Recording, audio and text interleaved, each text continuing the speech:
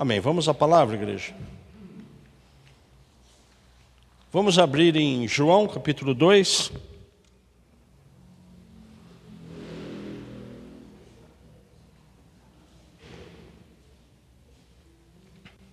Evangelho de João, capítulo 2.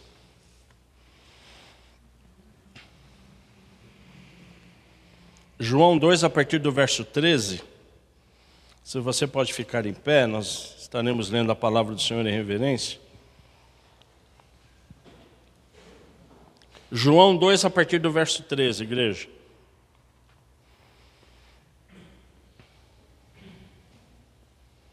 Estando próximo à Páscoa dos judeus, Jesus foi para Jerusalém e encontrou no templo os que vendiam bois, ovelhas e pombas, e também os cambistas. Os cambistas estavam assentados. Tendo feito um chicote de cordas, expulsou todos do templo, com as ovelhas e os bois. Jesus Cristo derramou o dinheiro dos cambistas pelo chão, virou as mesas e disse aos que vendiam as pombas: tirem essas coisas daqui. Não façam da casa de meu pai uma casa de negócio. Os seus discípulos se lembraram do que está escrito: o zelo da tua casa me consumirá. Os discípulos se lembraram do que está escrito: o zelo da tua casa me consumirá. Então os judeus lhe perguntaram: que sinal você nos mostra para fazer essas coisas? Jesus lhes respondeu: destruam este santuário e em 3 dias eu o levantarei. Os judeus responderam: esse santuário foi edificado em 46 anos e você quer levantá-lo em 3 dias? Ele, porém, se referia ao santuário do seu corpo, igreja. Quando, pois, Jesus ressuscitou dentre os mortos, os discípulos dele se lembraram que ele tinha dito isso e creram na Escritura e na palavra de Deus. Bendito seja o nome do Senhor. Pai, que palavra, Deus. Ô Senhor, que ela enche o nosso espírito, Deus. Pai, nos ensina. Espírito Santo, ministra nos nossos corações. Em nome de Jesus, que a gente esteja por inteiro. Tira, Pai, tudo aquilo que pode interferir, atrapalhar na sua palavra. Que ela entre no nosso coração para te honrar e glorificar o nome do Senhor. E em nome de Jesus eu oro. Amém. Vamos nos assentar, igreja? Que palavra maravilhosa. Nós estamos vendo um panorama do Evangelho de João. Nós estamos conhecendo mais aquele que nós servimos, a Jesus Cristo. Nós estamos estudando mais, Igor, nós estamos aprendendo mais de quem é Jesus Cristo. E uma das coisas que nós estamos aprendendo é praticar mais a palavra. E o Evangelho de João, ele é lindo, porque ele é escrito para a igreja e diz que o Verbo estava com Deus e o Verbo, ele era Deus. E a estratégia que Deus usou foi usar o seu primo, João Batista, para apresentá-lo, apresentar o mundo. Aquele que seria o Senhor e Senhor das nossas vidas. Foi exatamente essa a função do seu primo, que preparou todo o terreno. Ele preparou todo o terreno dizendo: arrependei-vos, se arrependa, Ana, se arrependa, Vladinei, se arrependa, Antônio, se arrependa para recebermos o que é o Espírito Santo do Senhor. É por isso que ele batizava com arrependimento. Não há evangelho sem arrependimento. Não há evangelho sem nós realmente considerarmos Jesus Cristo como nosso Senhor e Salvador. Então o próprio João Batista, ele preparando o coração para que nós recebêssemos a Jesus Cristo. E ele vai apresentando Jesus como Cordeiro. Isso aqui é o Cordeiro de Deus. O Cordeiro, ele vai tirar todo o pecado do mundo. Olha, o meu primo aqui, Jesus Cristo, ele é o Cordeiro. Ele é o Cordeiro de Deus. aprendam com ele, sigam ele, porque eu estou batizando com água, mas ele nos batizará com que, igreja? Com o Espírito Santo do Senhor. Mas uma das funções principais de Jesus, e eu quero que você entenda isso, uma das funções principais, João, é ele capacitar aqueles que depois da sua morte e ressurreição iriam o quê? Implementar e plantar o reino de Deus. Os discípulos. Então a grande função de Jesus Cristo, logo quando ele recebe o Espírito Santo do Senhor, é começar a escolher quem? Os discípulos. Ele começa, na verdade, a formar o quê? Os seus aliados. E como é que ele fez isso? Como é que Jesus Cristo, ele fez isso? Como é que ele fez com você? Como é que ele fez com você? Ele te tocou através do quê? Do Espírito Santo do Senhor. Então, através do Espírito Santo do Senhor, você levantou sua mão num determinado momento e falou: eu quero você, Jesus. Eu preciso de você. Você é o meu Senhor e você é o meu Salvador. É exatamente isso que ele fez com os discípulos. Então os discípulos se tornaram aliados quando eles receberam a Jesus Cristo. E a primeira coisa que Jesus Cristo quer que eu e você entenda quando nós somos dele, é aprender dele.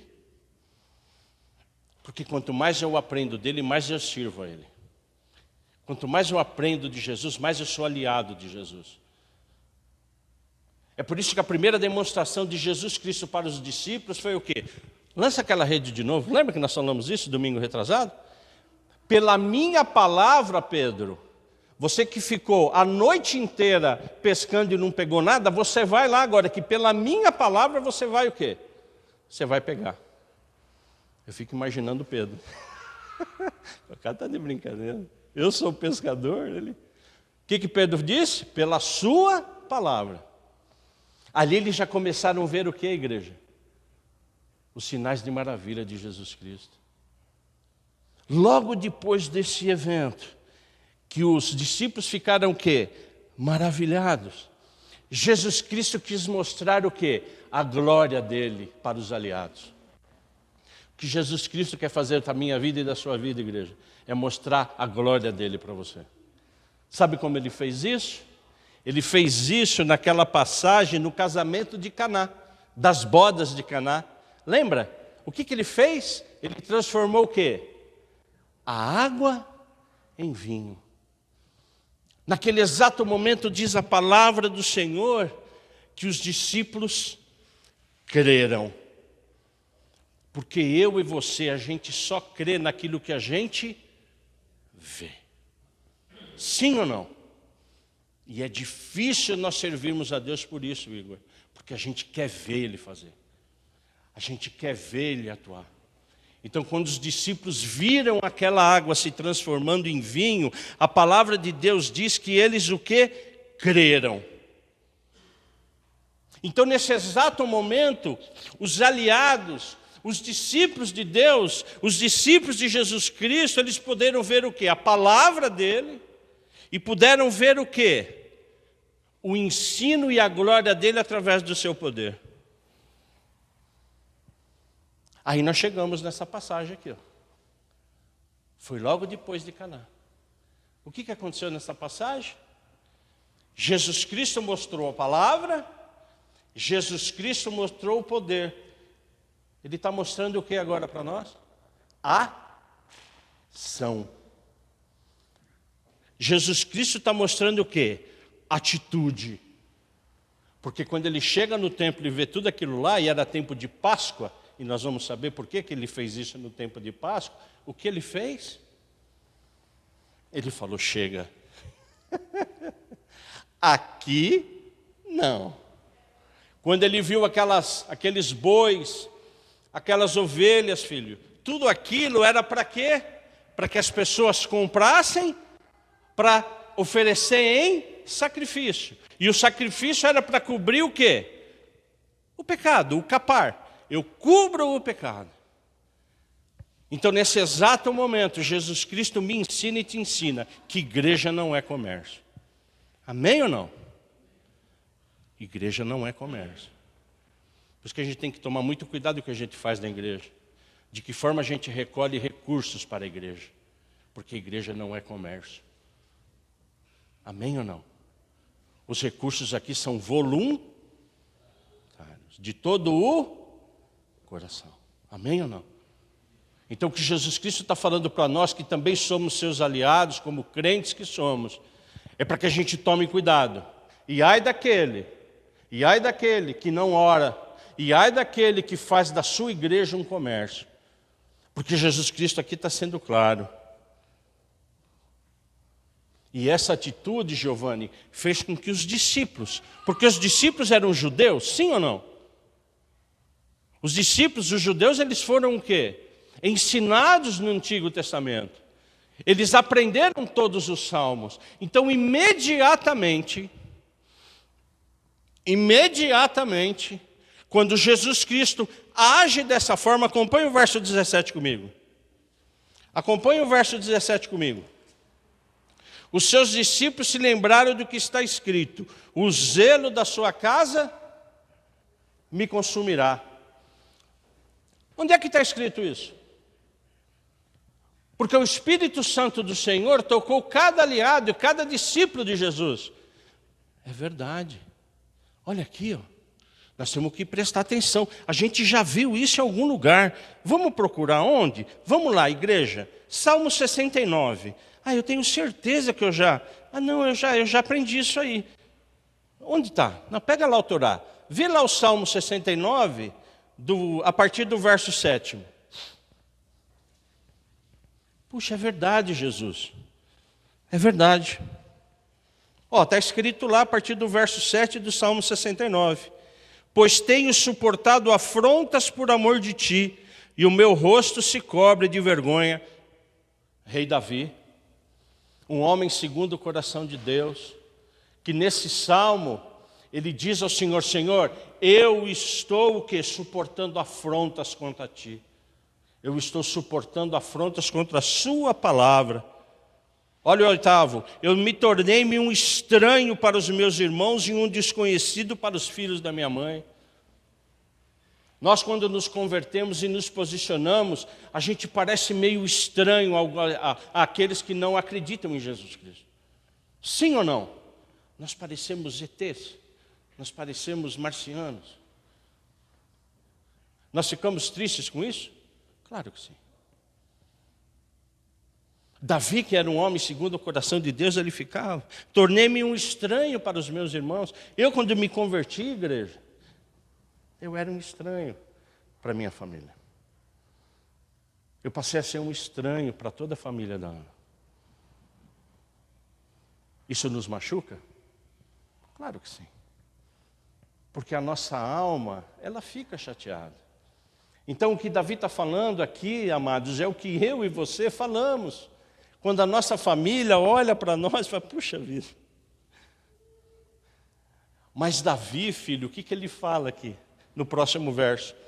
Pois o zelo da sua casa me consumiu, e as ofensas do que te insultam caem sobre mim. Louvado seja o nome do Senhor. Jesus Cristo, ele teve absolutamente o quê? O mesmo sentimento de Davi. Eu tenho zelo pela sua casa. Eu amo a sua casa. Eu tenho temor pela sua casa. Que em nome de Jesus Cristo a gente saia com esse temor aqui hoje, igreja. Que a gente saia em nome de Jesus Cristo com essa atitude de que os discípulos tiveram, de que Jesus Cristo teve no seu tempo. Essa atitude de quê, igreja? De proteção, de proteger aquilo que é do Senhor. Amém, igreja? Eu posso ouvir um amém? Nós somos servos de Deus, nós somos aliados de Jesus Cristo, igreja. Então, que em nome de Jesus Cristo, a gente, quando entrar nessa igreja, a gente tenha zelo. E Davi, ele continua, e eu quero ler só mais um verso que diz: chorei, jejuei, mas até isto se tornou motivo de deboche para mim. Então, às vezes, nós choramos, nós jejuamos, e temos que enfrentar ainda deboches daqueles que não servem a Deus. Há alguma semelhança conosco? Total, igreja. Há alguma semelhança com Jesus Cristo? Total. Porque tanto Jesus como Davi, ele eram o quê? Homens segundo o coração de Deus. E o que eu quero deixar hoje aqui como uma mensagem em nome de Jesus, é que Jesus Cristo, ele teve muita emoção. Ele ficou absolutamente o quê? Indignado com tudo aquilo que estava acontecendo no templo. Porque ele queria que aqueles religiosos que estavam vendendo as pombas e os bois estivessem lá para adorar ao Senhor, para santificar o nome dele. Você, quando entrar nessa igreja, você tem que ter esse mesmo sentimento, Igor, de glorificar a Deus, de exaltar o santo nome do Senhor, de buscar de todo o coração, de buscar de todo o entendimento. Nós não temos que trocar nada com Deus. Amém, filho? E eu glorifico a Deus, você está aqui hoje ouvindo a palavra. Nós não devemos servir Deus na troca, não. Nós devemos servir a Deus porque Ele é, o que Ele é. Então é exatamente isso que Jesus Cristo, Ele quer me falar, porque Ele ficou indignado. Eu posso falar para você que Jesus Cristo, Ele ficou irritado. E mais do que isso, Ele quis mostrar para os aliados dele, porque os discípulos dele estavam aonde? Estavam juntos, Elias.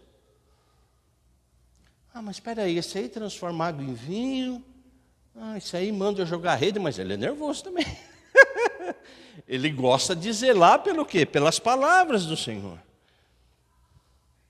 E ele aqui, irmã, nos ensina uma passagem que às vezes nós não entendemos, filha.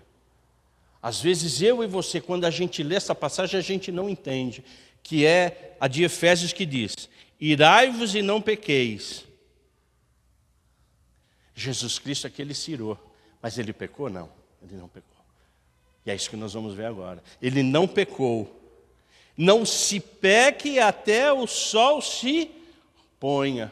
Jesus Cristo, ele ficou indignado com toda a situação, mas ele não pecou. Às vezes nós, como cristãos, nós ficamos meio receosos de ficar indignados com algumas situações. Relacionado ao que? À palavra. Porque Jesus Cristo, ele se irritou, ele se emocionou com o quê? Com razões certas e óbvias do Senhor. Ele se irritou com as coisas que estavam fazendo o quê? Com o Senhor, ele não se irritou contra Deus.